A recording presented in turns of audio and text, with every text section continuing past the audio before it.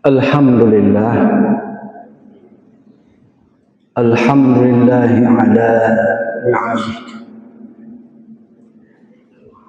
wa taufiqih wa hidayatih wa rahmanih wa rahimih. Ashhadu an la ilaha illallah na'budu wa nasta'inu ilayh wa ashhadu anna Muhammadan abduhu wa rasuluh alladhi narju syafa'atih. Allahumma salli ala sayyidina Muhammad wa ala alihi wa ashabihi. Faqala ta'ala fil Qur'anil Karim, a'udzu billahi minasy syaithanir rajim. Bismillahirrahmanirrahim. In ahsantum ahsantum li anfusikum wa in asa'tum falaha.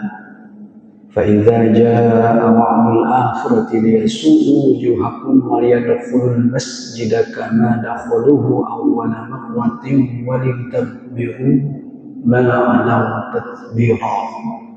Shadaqallahul adzim. Memuji dan bersyukur hendaknya kita kepada Allah Subhanahu wa ta'ala atas rahman-Nya yang melimpah dan rahim-Nya yang senantiasa tercurah. Selawat dan salam semoga tetap tercurahkan kepada baginda Nabi besar Muhammad sallallahu alaihi wasallam sebagai teladan kita sepanjang zaman. Hadirin sidang jamaah subuh rahimakumullah. Sebagai ulang kaji kita pada pagi yang berbahagia ini, kami akan mengawali dengan sebuah cerita yang sebenarnya sudah kami sampaikan di beberapa kesempatan lain. Konon ada seorang raja yang memiliki 3 menteri. Dia ingin menguji integritas dan loyalitas kesetiaan 3 menteri ini. Dia pikirkan bagaimana caranya supaya bisa diuji kesetiaan ketiga menteri ini. Lalu dia terpikir, dia undang 3 menteri ini, lalu meminta kepada ketiganya untuk membawakan masing-masing sebuah karung. Diperintahkan ketiga menteri ini untuk pergi ke sebuah kebun di dekat istana raja, di mana di kebun itu tersedia berbagai macam buah-buahan. Raja ini meminta pada 3 menteri ini untuk pergi ke sana dan petik sebanyak-banyaknya, penuhkan karungnya itu. Namun raja memberikan catatan. Yang pertama, ketika kalian melakukan ini, jangan ada yang menemani kalian. Kalian harus melakukannya masing-masing. Dan setelah kalian berhasil memetik buah-buahan itu, memenuhkan isi karung kalian, pulanglah kalian, cukup melaporkan kepada saya bahwa kalian sudah melakukan tugas itu, dan saya tidak akan melihat apa dan berapa yang kalian bawa. Singkat cerita, ketiga menteri ini pergi, masing-masing membawa satu karung menuju kebun, lalu dipetiklah buah-buahan. Menteri yang pertama, dia memenuhkan isi karungnya dengan berbagai macam buah sesuai dengan yang diinstruksikan kepadanya. Menteri yang kedua ada terpikir dalam perasaan, dalam hatinya, bahwa bukankah raja nanti tidak melihat apakah yang saya isi ini seluruhnya buah-buahan atau tidak? Maka dia campur buah-buahan dan daun-daunan. Tujuannya supaya waktu mengangkatnya itu tidak terasa berat. Tapi kalau buah-buahan semua kan berat. Lalu menteri yang ketiga ini lebih parah lagi. Bahkan dia tidak sama sekali tidak mengisi karungnya dengan buah-buahan. Karena dia tahu sudah ada bocoran dari raja bahwa itu tidak akan dilihat. Lalu dia tidak melakukan sesuai dengan perintah. Singkat cerita, masing-masing bawa pikul masing-masing satu karung. Setelah sampai di tempat raja, raja menepati janjinya, menepati kata-katanya bahwa dia tidak memeriksa apa yang telah dipetik dan apa yang telah dipikul oleh masing-masing menterinya. Selanjutnya, raja ini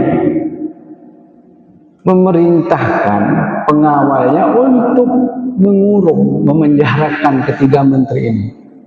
Dipenjarakanlah yang tiga menteri ini. Menteri yang pertama ketika dipenjarakan, dia tidak khawatir. Karena ketika dipenjarakan, raja memerintahkan agar membawa masing-masing karung yang telah mereka petik buah itu. Lalu menteri yang pertama ketika dipenjara, dia tidak merasa takut, khawatir. Karena apa? Karena selama di penjara, dia bisa menghapus rasa laparnya dengan buah-buahan yang dia petik. Dia punya bekal. Menteri yang kedua, beberapa hari dia merasa aman karena ada perbekalan yang dia bawa. Tapi beberapa hari ke depannya dia sudah mulai merasa kelaparan karena sudah kehabisan bekal. Menteri yang ketiga ini yang sangat menyedihkan. Dia tidak membawa apapun selain rumput-rumput yang tidak berguna. Maka dia kelaparan dan dia hampir mati. Lalu di situ taulah raja bahwa menteri yang pertamanya yang mengikuti perintahnya, menteri pertamalah yang punya kesetiaan, yang punya loyalitas tinggi, menteri pertamalah yang jujur, menteri pertamalah yang mendengarkan apa yang telah diperintahkan kepadanya. Sedangkan yang kedua dan ketiga maka sudah pasti tidak sesuai dengan keinginannya. Apa yang bisa kita petik hikmah atau pelajaran dari kisah ini? Pertama, sebenarnya Allah itu memberikan kebebasan pada kita ketika kita hidup di dunia. Kita ini diberi dua jalan. Wa hadainahun najdain. Dalam Al-Balad itu kan dikatakan, kami memberimu dua jalan. Jadi, apakah kita mau jalan yang jalan kanan? Apakah kita mau jalan kiri? Itu pilihan kita. Tapi setiap perbuatan yang kita lakukan itu pasti kembali kepada diri kita masing-masing. Maka dalam Al-Isra ayat 7 itu kan dikatakan, in ahsantum li anfusikum. Kebaikan yang kamu lakukan, jika kamu berbuat baik, ahsantum li anfusikum, maka kebaikanmu itu adalah untuk dirimu sendiri. Wa in asatum falaha. Dan demikian juga keburukan, perbuatan yang jelek, maka itu juga akan kembali kepada dirimu sendiri. Atau lagu si bacan nih awan dengar. Sani yang kedua Al-Zalzalah ayat 7 dan 8. فَمَنْ يَعْمَلْ مِثْقَالَ ذَرَّةٍ خَيْرًا يَرَهُ وَمَنْ يَعْمَلْ مِثْقَالَ ذَرَّةٍ شَرًّا يَرَهُ. Perbuatan baik sekecil apapun akan mendapat balasan. Perbuatan buruk juga demikian. Maka oleh sebab itu, kalau kita berbohong, itu kita pecogah, dan hari cogah kita buat keuntungan, oh ya sesungguhnya kita gera menyogahi jemaah, tidak merugikan orang lain, justru sebaliknya merugikan diri kita sendiri. Karena itu tadi, in ahsantum li anfusikum wa in asatum falah. Pasti suatu saat kembali kepada kita. Gak kena datang ke Jerman, sainglet bupelet. Siapa yang berbuat jahat pasti akan menerima akibatnya. Itu pasti. Nah. Lalu yang kedua, dalam pepatah Arab kita kan pernah mendengar may yazra yahsud. Siapa yang menanam, dia akan menuai. Apa yang kita lakukan, pasti itu yang akan kita dapatkan. Seorang yang menanam kopi tidak mungkin akan menghasilkan buah jagung. Seorang yang menanam cabai tidak mungkin menghasilkan buah tomat. Kalau cabai ditanam, pasti lede.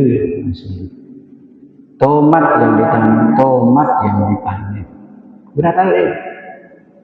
Itulah amal kita. Jadi apa yang kita lakukan, itu yang kita dapatkan. Lalu yang ketiga, apa yang dapat kita ambil hikmah? Ad-dunya mazra'atul akhirah. Dunia ini lahan ladang untuk kehidupan akhirat. Dunia ini kan tempat menanam, tempat beramal, dan hasilnya nanti kita akan peroleh di akhirat. Apa yang kita lakukan di dunia, itulah yang kita panen di akhirat. Itulah tadi kenapa cerita tadi penting untuk kita renungkan. Dia mengira bahwa buah yang dia petik itu seperti yang diperintahkan padanya itu bukan untuk dirinya. Padahal itu untuk dirinya, untuk kepentingannya, untuk kebutuhannya. Maka oleh sebab itu, di kehidupan dunia yang sangat singkat, jangan bermain-main dengan hidup. Kita harus serius, sungguh-sungguh dalam hidup. Bagaimana serius dalam hidup? Kembali kepada Dzariyat 56, wa ma khalaqtul jinna wal insa illa liya'budun. Kita ini diciptakan untuk mengabdi pada Allah Subhanahu wa taala. Maka oleh sebab itu kita sebenarnya di setiap salat berkomitmen, inna salati wa nusuki wa mahyaya wa mamati lillahi rabbil alamin. Sesungguhnya hidupku, matiku, ibadahku dan seluruh aktivitas hidupku lillahi rabbil alamin. Semua semata karena Allah Subhanahu wa taala. Inilah yang dapat kami sampaikan pada kesempatan pagi ini. Semoga bermanfaat. Kami akhiri. Assalamualaikum warahmatullahi wabarakatuh.